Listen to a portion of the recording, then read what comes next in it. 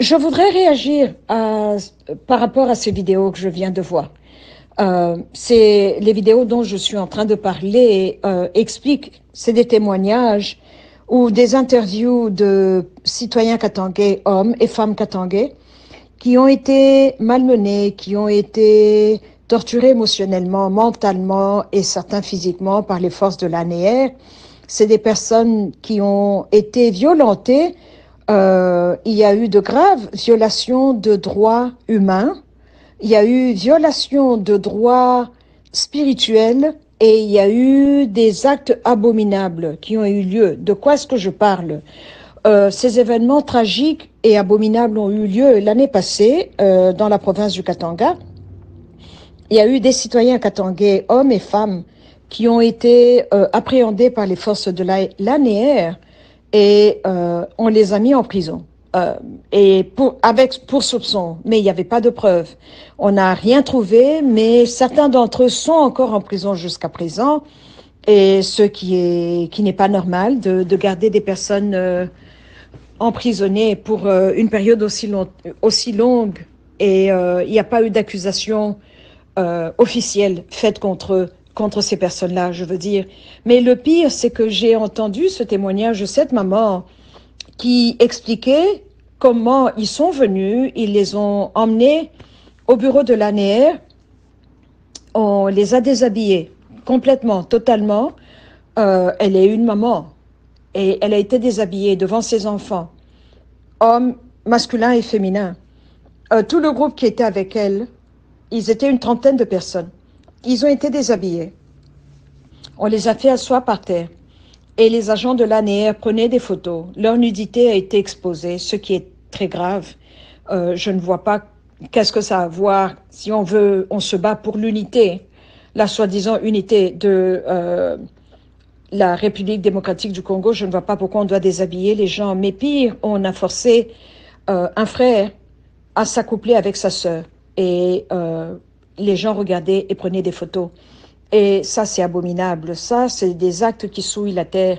Je ne sais pas d'où ces agents-là viennent, mais nous, au Katanga, on ne se comporte pas comme ça. La nudité de ta mère, tu respectes, tu ne la regardes pas. Or, les mamans ont été exposées, les papas ont été exposés. Leurs enfants, masculins et féminins, les ont vus nus, puisque les enfants aussi étaient déshabillés. Et je suis vraiment choquée, je suis outragée parce que je ne vois pas pourquoi on doit déshabiller, pourquoi devons-nous en arriver là. Nous sommes un pays quand même civilisé, le Katanga. Le Katangais est différent des autres Congolais, je le vois bien. Je le constate bien, je suis katangaise, je sais de quoi je parle. Euh, et ça, c'est choquant, on ne peut pas accepter cela. On ne peut pas accepter cela parce qu'on entend ces histoires abominables qui se passent à l'est du Congo. Et la situation ne fait que s'empirer. Les choses, le plus grand le mal est, le plus grave la situation devient et le plus grand les problèmes sociaux deviennent aussi. Et cela ne doit pas arriver dans le Katanga. Je prie avec les gens de l'Est, je prie, j'intercède pour eux, mais pour ceux qui est du Katanga, nous ne pouvons pas accepter que l'ANR vienne traiter des Katangais de cette manière-là, sur le sol katangais, juste sur une base de soupçons.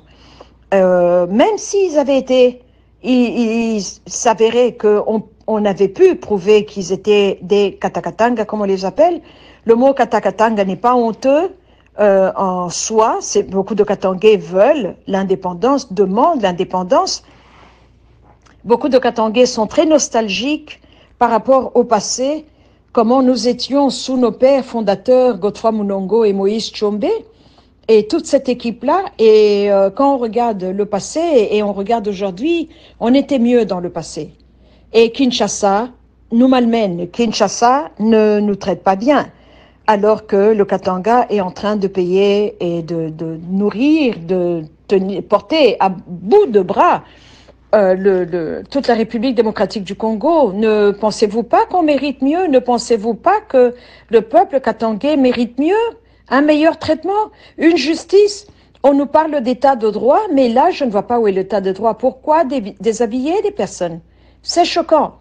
Ça, c'est la base même de l'humanité, la base même de la société humaine. On ne traite pas les gens comme ça.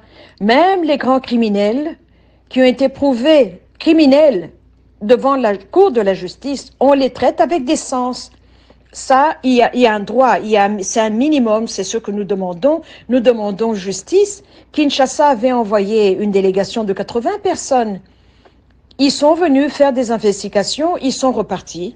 Il y a eu beaucoup d'argent qui ont été décaissés par, un grand montant décaissé par la province du Haut-Katanga particulièrement, mais les personnes sont toujours en prison. Qu'est-ce qui se passe? On ne comprend pas. Pourquoi? On ne sait pas. Et on tourne en rond. Et ces personnes-là sont toujours captives. Et nous demandons nos droits, nous demandons la justice, nous demandons cet état de droit. On l'entend scander jour et nuit, état de droit. Alors je me demande, c'est un état de droit pour tout le monde et pas seulement pour les Katangais? C'est un état de droit pour toutes les provinces, mais pas l'Est, pas le Grand Kivu, qui souffre depuis des années, et pas le Katanga? Qu'est-ce qui se passe? Je me pose des questions. Je me pose des questions. Et aidez-moi à comprendre cela. Il y a un grand problème. Kinshasa est en train de rater. Kinshasa est en train de faillir. Kinshasa est impassible. Kinshasa semble être détaché de la souffrance du petit peuple. Kinshasa semble être très loin du petit peuple. Et alors advienne que pourra. Et que les dés puissent tomber là où ils peuvent. Et que chacun puisse assumer sa part des responsabilités, parce qu'on ne peut plus continuer comme ça. Merci beaucoup.